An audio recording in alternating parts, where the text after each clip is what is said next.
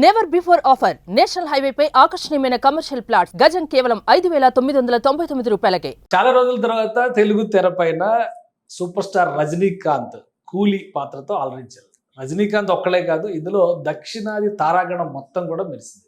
ఈ cinema range ఎంత, ఏ స్థాయిలో అలరించింది, దీనిలో ఉన్న లోటుపాట్లు ఏంటి విశ్లేషించే ప్రయత్నం చేద్దాం. మనతో పాటు సీనియర్ జర్నలిస్ట్, ఫిలిం క్రిటిక్ ప్రభు గారు ఉన్నారు. ప్రభు గారు నమస్తే. కూలీ అనే టైటిల్ తెలుగు వాళ్ళకైతే చాలా క్యాచీగా అనిపిస్తుంది. ఎందుకంటే దీని ముందర వేటయానని చెప్పని సినిమా ఏకంగా తమిళ టైటిల్ తెలుగులో కూడా పెట్టారు, దాని మీద విమర్శలు వచ్చింది. ఇప్పుడు ఈ తెలుగు అచ్చ తెలుగు పేరుతో వచ్చినటువంటి కూలీ ఎలా ఉంది? ఉంది. లోకేష్ కనకరాజ్ సినిమా అంటే మొదటి నుంచి వస్తున్నాయి drugs, mafia, under world, under drug, crime, elevating the crime, expanding the crime activity, ఇవన్నీ కనిపించేటువంటి రొటీన్ స్టఫ్ స్టోరీ. కొత్తగా చెప్పినటువంటి కథ ఏమీ లేదు, కొత్తగా చేసుకున్న సీన్స్ ఏమీ లేవు. ఆ నేపథ్యం ఒకటి, ఆ క్రైమ్ బ్యాక్ డ్రాప్ నేపథ్యం అనేటువంటిది కొంచెం డిఫరెంట్గా ఉంటుంది. ఆ ఓపెనింగ్ తప్పితే మిగతా అంతా ఎక్కువగా రజనీకాంత్ పాత సినిమాలు చూసిన ఫీలింగే ఉంటుంది. మనం భాష దగ్గర నుంచి ఎన్నో రకాల సినిమాలు చూసాం. ఆయన సినిమాలు ఫ్లాష్ బ్యాక్ రివ్యూలు అనేటువంటిది, ఆ ఫ్లాష్ బ్యాక్ లో తను ఇక్కడికి వచ్చి ఒక సామాన్యుడుగా ఏమీ తెలియని ఒక ఇదిగా బతుకుతుంటాడు. సో తను చాలా ఒక సాధారణమైన జీవితం గడుపుతుంటాడు. ఫ్లాష్ బ్యాక్ లోకి వెళ్తే ఫ్లాష్ బ్యాక్ లో ఒక సీరియస్ ఫ్లాష్ బ్యాక్ ఉంటుంది. ఆ ఫ్లాష్ బ్యాక్ ఏంటి, దాంట్లో ఉన్నటువంటి ఇంపాక్ట్ ఏమిటి అనేటువంటిది సినిమా స్ట్రెంగ్త్ మీద ఆధారపడదు. భాషలో ఉన్నటువంటి ఫ్లాష్ బ్యాక్ ఎఫెక్ట్ అనేటువంటిది ఇక్కడికి వచ్చినటువంటి సింపుల్ లైఫ్ స్టైల్ ఏంటి అనేటువంటిది చూసుకుంటే there is an emotional connection in that. కానీ దీంట్లో అలాంటి ఇమోషనల్ కనెక్ట్ పెద్దగా కనిపించదు. ఒక రొటీన్ స్టోరీ, రకరకాల పాత్రలు, గతంలో చాలా సినిమాల్లో చాలా మంది క్యారెక్టర్స్ లో చూసినటువంటి పాత్రలే ఫ్లాష్ బ్యాక్ నరేషన్ అనేటువంటిది. కాబట్టి ఆ ఇంపాక్ట్ అనేది పెద్ద గొప్పగా ఉండదు. ఒక రొటీన్ స్టోరీ చూసిన ఇప్పుడు గ్రాండియర్ బాహుబలి లాంటి సినిమాలు వచ్చిన తర్వాత పాన్ ఇండియా ఇది పెరిగిపోయింది కదా. అక్కడ అమీర్ ఖాన్ దగ్గర నుంచి ఇక్కడ సత్యరాజు వరకు చాలా మందిని ఇందులో ఇన్వాల్వ్ చేశారు. సత్యరాజ్, అమీర్ ఖాన్, సత్యరాజు, నాగార్జున, ఉపేంద్ర చాలా మంది ఉన్నారు. కాబట్టి ఆ గ్రాండియర్ తీసుకురావటం అనేది ఎంతమంది ఆర్టిస్టులు ఉన్నారు, ఎంతమంది చేశారనే దాని ద్వారా ఇప్పుడు గ్రాండియర్ రాదు. అందులో మలయాళం స్టార్ అతను సోహిన్ కూడా అతనిదే సినిమా అంతా. మెయిన్ సెంట్రల్ క్యారెక్టర్ అతనిదే. రజనీకాంత్ క్యారెక్టర్ కన్నా, నాగార్జున క్యారెక్టర్ కన్నా ఒక main character throughout the film లో ఒక ఇమోషనల్ గా కనిపించే క్యారెక్టర్, పర్ఫార్మెన్స్ కి అవకాశం ఉన్న క్యారెక్టర్ అతను ఒక్కడదే. మిగతా క్యారెక్టర్స్ లో అవకాశం లేదు, ఇది లేదు. మిగతా routine characters. It's something like routine drama. Routine ఇదిలోనే తీశారు తప్ప ఇక్కడ డబ్బులు తగలేయటానికి ఏముంది. డబ్బులు భయంకరంగా తగలేస్తారు, భయంకరంగా కోట్ల రూపాయలు ఖర్చు పెట్టి సినిమాలు తీస్తారు.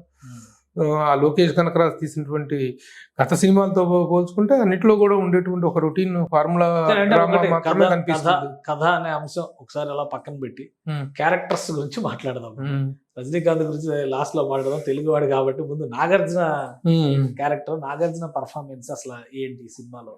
అంటే కుబేరా తర్వాత ఆయన కుబేరాలో చాలా బాగా చేశారని ఫీడ్బ్యాక్ వచ్చింది. ఓకే, ఇప్పుడు నెక్స్ట్ ఆ లెవెల్స్ మెయింటైన్ చేయగలిగారు ఇందులో? ఏమాత్రం చేయలేదు. నాగార్జున క్యారెక్టర్ ఇందులో చూస్తే నాగార్జున అభిమానులందరూ బాధపడేటువంటి పరిస్థితి కనిపిస్తుంది.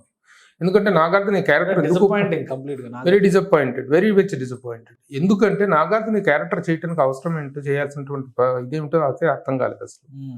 ఎందుకు ఈ క్యారెక్టర్ తను యాక్సెప్ట్ చేశారు, ఏం చెప్పి ఆయనతో ఒప్పించారు, ఏమిచ్చి ఒప్పించారు అనేటువంటి తెలుసుకుంటే అభిమానులందరూ కూడా బాధపడాల్సినటువంటి విషయం.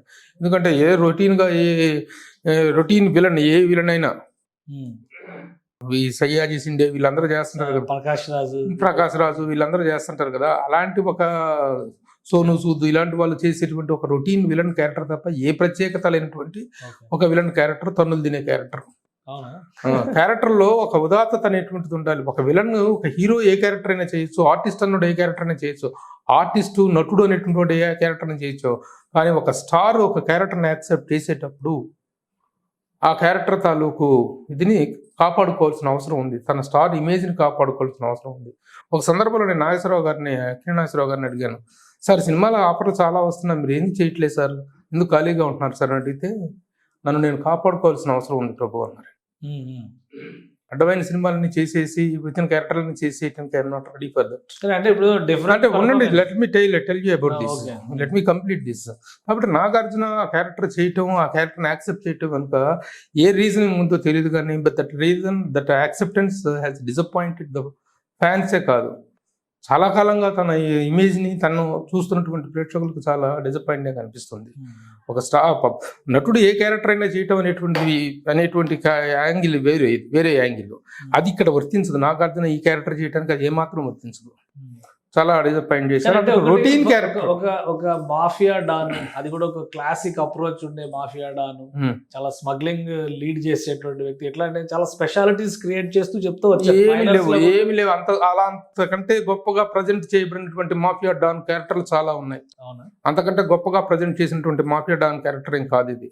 అంతకంటే ఏదో కొత్తగా ప్రజెంటేషను ఇదేమి లేదు. ఎప్పుడు చూసినా చుట్టూ మందు బాటిల్స్ తోటి మందుతో తూగుతూ తాగుతూ స్మోకింగ్ చేస్తూ కనిపించేటువంటి ఒక రొటీన్ విలన్ క్యారెక్టర్ తప్ప, రొట్ట విలన్ క్యారెక్టర్ తప్ప నాగార్జున క్యారెక్టర్లో ఏ ప్రత్యేకత లేదు. తను యాక్సెప్ట్ చేయటం అనేటువంటిది. ఇప్పుడు కుబేరా సినిమా ఉంది. కుబేరా సినిమాలో ఆ క్యారెక్టర్ యాక్సెప్ట్ చేశాడంటే తను ఒక సిబిఐ ఆఫీసర్ ఉండి తను ఆ character chart accountant character officer ఆయన అరెస్ట్ అయ్యి కేసులో బయటకు వచ్చేటువంటి ఒక ఎమోషన్ ఉంది. There was a strong reason for him to get into the crime లోకి దిగటానికి ఒక స్ట్రాంగ్ రీజన్ ఉంది. తర్వాత అడుగడుగునా కూడా తాను చేస్తున్నటువంటి క్రైమ్ చేస్తూ తను హింసిస్తున్న వాళ్ళ తాలూకు ఒక సానుభూతి ఉంది. ఆ సానుభూతిని చివరిలో క్యారెక్టర్ సాక్రిఫైస్ చేస్తుంది. అలాంటి ఒక పర్పస్ఫుల్ క్యారెక్టర్ అనుకో, okay, there is enough reason for that. ఇందులో అలాంటి ఇక్కడ పాత్ర స్వభావమే అది కదా, విలన్. అతను నెగిటివ్ షేడ్ ఉన్నటువంటి మనిషి అనేది క్లియర్ గా ఎస్టాబ్లిష్ అయిపోయింది. అది చేయడానికి చాలా మంది ఉన్నారు ఆర్టిస్ట్. నాగార్జున స్థాయి అవసరం లేదు. నాగార్జున స్థాయి అవసరం లేదు. ఇప్పుడు జగపతి బాబు విలన్ గా టర్న్ అయ్యారు అంటే, శ్రీకాంత్ విలన్ గా టర్న్ అయ్యారంటే సెకండ్ లేయర్ హీరోస్ వాళ్ళు. వీళ్ళలాగా స్టార్స్ కాదు. ఒక చిరంజీవి గారిలో, ఒక నాగార్జున, ఒక వెంకటేష్, ఒక బాలకృష్ణ గారు, వీళ్ళందరూ ఒక రేంజ్ ని మెయింటైన్ చేసినటువంటి స్టార్స్. ఒక ఎరాకి ప్రతినిధులుగా ఇంకా మీరు నాగార్జున గారిని సోగ్గాడ్ లాగా మన్మధుడు లాగా చూడాలంటే కష్టం కదా. మరి ఆయన క్యారెక్టరైజేషన్ మన్మధుడు లాగా చూడకపోతే అవసరం లేదు. There is no need to do that character for Nagarjuna. Okay, Manmadhudu లాగే చూడవసరం లేదు. ఒక ఆ రస్మ అప్పుడు మన్మధుడు లాగా చూడకుంటే కుబేరాలో ఉంది. కుబేరాలో ఆ క్యారెక్టర్ టర్న్ అవుతుంది. జైల్లోంచి వచ్చిన తర్వాత వాళ్ళ ఒత్తిడితోటి తను మారాడు. మారిన తర్వాత తను has to come to his original glamorous getup. అదే త్రూ అవుట్ ఆ బికారి గెటప్ లో, ఆ బికారి అవతారంలో కనిపించాడు నాగార్జున ఆ సినిమాలో. That also disappointed a lot. అది కూడా డిసప్పాయింట్. కనీసం దాంట్లో ఉన్న క్యారెక్టర్ ఒక క్యారెక్టర్ ఉంది, ఇందులో ఆ క్యారెక్టర్ కూడా లేదు character. So character less routine. General అంటే విలనిజం చూపించడమే కదా, ఇంకా అదే అసలు క్యారెక్టర్. అసలు అదే విలనిజాన్ని విలనిజం అనేది కాదు. ఇప్పుడు ఒక స్టార్ ఒక ఇమేజ్ ఉంది. నాగార్జున ఆ క్యారెక్టర్ చేయడానికి పాత్రలో ఒక ఔచిత్యం, ప్రాచుర్యంలో ఒక ఔదార్యం, విలన్ యాక్సెంట్రిసిటీ, పోనీ యాక్సెంట్రిక్ ప్రజెంటేషన్ ఉంది అంటే అప్పుడు యాక్సెప్ట్ చేశారంటే ఒప్పుకోవచ్చు. ఆర్టిస్ట్ ఏ క్యారెక్టర్ అయినా చేయాలనేటువంటిది అన్ని సందర్భాలకు అందరికీ వర్తించేటువంటి విషయం కాదు అది. సో ఆ పాయింట్ ఆఫ్ వ్యూలో నాగార్జున ఆ క్యారెక్టర్ చేయటం అనేది వెరీ డిసప్పాయింట్. అంటే లోకేష్ కనగరాజ్ డైరెక్టర్ లెవెల్స్ చాలా ఎక్కువ. విక్రమ్ సినిమా తర్వాత ఆయన రేంజ్ మారిపోయింది.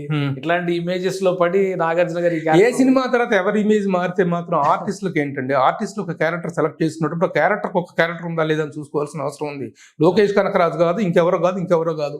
ఎందుకంటే గొప్ప గొప్ప దర్శకులు చాలా మంది ఉన్నారు. వాళ్ళందరూ ఏదో కథలు చెప్పినంత మాత్రం ఆ స్టార్స్ అలా పడిపోయి అడ్డమైన సినిమాలు చేస్తారా? చేయకూడదు కదా. That is what I mean. So మిగతా పాత్రల పరిస్థితి, ఇప్పుడు ఉపేంద్ర వచ్చాడు, ఆమీర్ ఖాన్ వచ్చాడు, ఇవి కూడా మీరు చెప్పిన స్టార్ ఇమేజ్ ఉన్నటువంటి ఒకళ్ళు కన్నడ. ఉపేంద్ర లాస్ట్ లో ఒక 10 minutes క్యారెక్టర్ అది.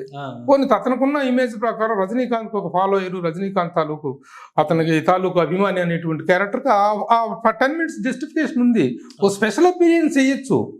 ఇప్పుడు ఇదే స్టార్స్ అందరూ కూడా స్టైల్ అనే సినిమాలో చిరంజీవి గారు చేశారు, నాగార్జున గారు చేశారు, అలా వచ్చారు, అలా వచ్చేసి చిటికలేసి గూస్ బంప్ మూమెంట్స్ అవి. అలాంటివి ఏదైనా యాక్సెప్ట్ చేశారన్నా, లేదంటే క్యారెక్టర్లో ఒక స్పెషల్ ఇది ఉంది అనుకున్నప్పుడు యాక్సెప్ట్ చేశారంటే యాక్సెప్షన్ ఉంది. ఇక మిగతా క్యారెక్టర్స్ విషయంలో కూడా చెప్పుకోదగింది లేదు. రజనీకాంత్ రొటీన్ స్టైల్స్, రొటీన్ సిగరెట్లు తాగటం, సిగరెట్ నోట్లో వేసుకోవటం, సిగరెట్లు తీయటం, లేకపోతే ఈ స్టెప్లు ఇలా అలా మూమెంట్స్, అవన్నీ రొటీన్. అవన్నీ చూసి మొహం వస్తుంది రజనీకాంత్ స్టైల్స్ కూడా. So as far as the mannerisms of Rajinikanth is also not very peculiar or very great. So routine అది కూడా రొటీన్. ఇందులో ఫ్లాష్ బ్యాక్ స్టోరీ మీద చాలా ఎక్స్పెక్టేషన్స్ ఉన్నాయి. మామూలు ట్రైలర్స్ రిలీజ్ చేసినప్పుడు కూడా ఒక్కసారి ఆ పాత షేడ్ చూపించే క్రమంలో ఒక ఎమోషన్ క్రియేట్ చేశారు. ఏంటి ఫ్లాష్ బ్యాక్? ఆ డెప్త్ ఉందా, పంచ్ ఉందా అందులో? ఫ్లాష్ బ్యాక్ అంటే యాక్చువల్గా ఏంటంటే క్రైమ్ సైమన్ అనేటువంటి క్యారెక్టర్ నాగార్జున చేసింది. విశాఖపట్నం పోర్ట్ ఏరియాలో అక్రమ దందాలు, అక్రమ స్మగ్లింగ్లు, వాచీలో అన్ని స్మగ్లింగ్ చేసేటువంటి ఒక డాన్ ఈ సైమన్. ఈ సైమన్ దగ్గర హెంచ్మెన్ గా ఉంటాడు ఒకడు. వాడి పేరు వచ్చేసి దయ. ఈ దయ అనేటువంటి క్యారెక్టర్ చేసినాడు మలయాళ యాక్టర్ శోభిన్ సార్. అతను చేశాడు. అతను త్రూఅవుట్ లెంగ్త్, అందరికంటే లెంగ్త్ ఉన్న క్యారెక్టర్ అది ఒకటే అది సినిమాలో. అక్కడ ఈయన నాగార్జున స్మగ్లింగ్ చేస్తున్నాడు. అయితే సత్యరాజు, రాజశేఖర్ అనేటువంటి ఫ్రెండ్, ఫ్లాష్ బ్యాక్ లో రాజశేఖర్ రజనీకాంత్ ఫ్రెండ్, వాళ్ళిద్దరు ఫ్రెండ్స్. అక్కడ అతను ఒక మిషన్ తయారు చేస్తాడు, ఒక చైర్ ఒకటి తయారు చేస్తాడు. ఆ చైర్ ఏంటంటే దాంట్లో కూర్చోబెడితే, ఒక శవాన్ని కూర్చోబెడితే క్షణాల్లో దాన్ని బరియల్ చేయటం, బూడిద చేసేస్తుంది, ఎలక్ట్రికల్ క్రెమేషన్ లాగా బూడిద చేసేస్తుంది. అలాంటి చైర్ని అతను రూపొందిస్తే గవర్నమెంట్ దానికి పేటెంట్ ఇవ్వదు. ఇలాంటివి కనుక దుర్మార్గుల చేతిలో, దుష్టుల చేతిలో పడ్డట్లయితే ఇంకా అరాచకానికి దారితీస్తుంది, పేటెంట్ రైట్ ఇవ్వరు. ఆ విషయం తెలుసుకున్న విలన్ గ్యాంగ్ ఇతను ఆ పేటెంట్ రైట్స్ మాకు వర్క్ చేయి అని చెప్పేసి, ఎందుకంటే వీళ్ళు రోజువారీగా కూలీలు కొన్ని వందల మంది కూలీని చంపుతుంటారు. ఆ శవాలన్నీ ఏం చేయాలో అర్థం కాక ఈ చైర్ని అతన్ని హైజాక్ చేసి, అతనికి 3 ఆడపిల్లలు కాబట్టి ఆ 3 ఆడపిల్లల్ని చంపేస్తాం అది ఇదని బెదిరిస్తే, అప్పుడు పెద్ద కూతురు శృతి హాసన్ తో కలిసి అతను ఆ శవాలను క్రిమేషన్ చేసేది చేస్తుంటాడు, ఆ బూడిద యాష్ చేసేటువంటిది చేస్తుంది. దానికి ఒప్పుకుంటాడు అనమాట. కానీ అతన్ని కూడా ఒక సందర్భంలో చంపేస్తారు. అతని చావు సహజ మరణం కాదు అని తెలుసుకొని ఇతను వెళ్తే, ఈ అమ్మాయి అతన్ని దగ్గరికి రావడం రజనీకాంత్ని, దేవా క్యారెక్టర్ని. ఎందుకంటే మా నాన్న సావుకి కారణాలు నీకు అనవసరం, నువ్వు వెళ్ళిపో అని చెప్పి అంటే, అప్పుడు ఆడపిల్ల ఏదో నిస్సహాయ స్థితిలో ఉంది, అసలు దీని వెనక కారణం ఏంటనేటువంటి ఒక ఇన్వెస్టిగేషన్ తను స్టార్ట్ చేస్తాడు. అది చేసి చివరికి విలన్స్ ని చేసేస్తాడు. ఫ్లాష్ బ్యాక్ ఏం చెప్పారు రజనీకాంత్? ఫ్లాష్ బ్యాక్ ఏం చెప్పారు? రాజశేఖర్ ఫ్రెండ్, వీళ్ళందరూ కలిసి కూలీలుగా పనిచేసేటువంటి వాళ్ళు. ఆ కూలీలందరినీ వస్తుంటే వాళ్ళు ఒక 100 మంది కూలీల్ని ఇచ్చేయటం, రకరకాల ఫ్లాష్ బ్యాక్లు ఉన్నాయి. సేమ్ రొటీన్ ఫ్లాష్ బ్యాక్, అన్ని కలిపి ఒక కథ కలగూర గంప చేయటం అనమాట. ఓకే. ఇంకొకటి, ఇప్పుడు విక్రమ్ సినిమా తర్వాత రోలెక్స్ అని చెప్పిన సూర్య ఒక క్యారెక్టర్ లో చూపించిన తర్వాత ఈ మాఫియా అన్న, క్రైమ్ స్టోరీస్ అన్న, లోకేష్ కనగరాజు ఒక బ్రాండ్ అంబాసిడర్ అనుకున్నారు. సో కూలీ ట్రైలర్స్ చూసినప్పుడు కూడా ఆ ఇమేజ్ అయితే మెయింటైన్ చేస్తారు ట్రైలర్స్ లో. సినిమా దాన్ని క్యారీ ఫార్వర్డ్ చేసిందా? లేదు, చేయలేదు. ట్రైలర్స్ ఎప్పుడైనా గొప్పగానే దాంట్లో ఉన్నటువంటి ద బెస్ట్ ఆఫ్ ద సినిమాల నుంచి ట్రైలర్స్ అనేటువంటి కట్ చేస్తారు. ఆ బెస్ట్ ఉన్నదేదో ఉన్నది ఆ ట్రైలర్స్ లోనే ఉన్నది తప్ప సినిమాలో మాత్రం అంత ఇమోషనల్ ఎప్పుడైనా until and unless the film is run, the action parts కానీ ఇవి కానీ ఏవైనా ఇమోషన్ తో ఫ్యూజ్ అయినప్పుడు మాత్రమే తెర మీద ఆ రసోత్పాదన అనేటువంటిది కలుగుతుంది తప్ప అగ్రతారాలను పెట్టుకున్నంత మాత్రాన, ఎంత వీళ్ళని చేసినంత మాత్రాన, ఇంకొకళ్ళు పరాయి రాష్ట్రాలను తెచ్చుకొని పెద్ద పెద్ద ఆర్టిస్టులు పెట్టుకున్నంత మాత్రాన ఏం వరకదు సినిమా. పాన్ ఇండియా సినిమా అన్నంత ఇమేజ్ లేదంటారా? పాన్ ఇండియా సినిమా అనే ఇమేజ్ ఉంది, దానికి దాకా కంటెంట్ లేదంటున్నా. ఎప్పుడైనా కంటెంట్ ఈజ్ ద కింగ్. ఆ కంటెంట్ లేదు, ఆ ఇమోషనల్ డ్రైవ్ లేదు, అంతటి రొటీన్ ఇదిగానే కనిపిస్తుంది. సో ఫైనల్ రిమార్క్ ఏంటి మీకు కూలీ సినిమా మీద? కూలీ సినిమా ఇస్ నాట్, కూలీ గిట్టలేదు, టికెట్ రేటు గిట్టదు, గిట్టుబాటు కాలేదని మాత్రం చెప్పచ్చు. It disappointing. Right. Thank you Prabhu గారు విశ్లేషణ అందించారు. ఇది కూలీ సినిమాకి సంబంధించి నిష్కర్షగా ప్రభు గారు తన అభిప్రాయాన్ని చెప్తున్నారు. క్యారెక్టరైజేషన్ విషయంలో కానీ, పాత్రల ఎంపిక కథతో సంబంధం లేకుండా స్టార్స్ ని పెట్టినంత మాత్రాన్ని ఫలితాలు తీసుకురాదన్నారు. ముఖ్యంగా నాగార్జున చేసినటువంటి క్యారెక్టర్ పైన అయితే తీవ్ర అసంతృప్తి ఉంది. ఒక రొటీన్ క్యారెక్టర్ని నాగార్జున ఎందుకు అంగీకరించారో కూడా అర్థం కాని స్థితిలో ఈ సినిమా ప్రజెంట్ చేస్తుందని చెప్పారు అంటున్నారు. ఇక ఓవరాల్గా కూలీ గిట్టలేదని చెప్తున్నారు. ఇది special discussion. Keep watching. Suman టీవీలో మీ పర్సనల్ అండ్ బిజినెస్ ప్రమోషన్స్ కోసం కింది నెంబర్కి కాంటాక్ట్ చేయండి.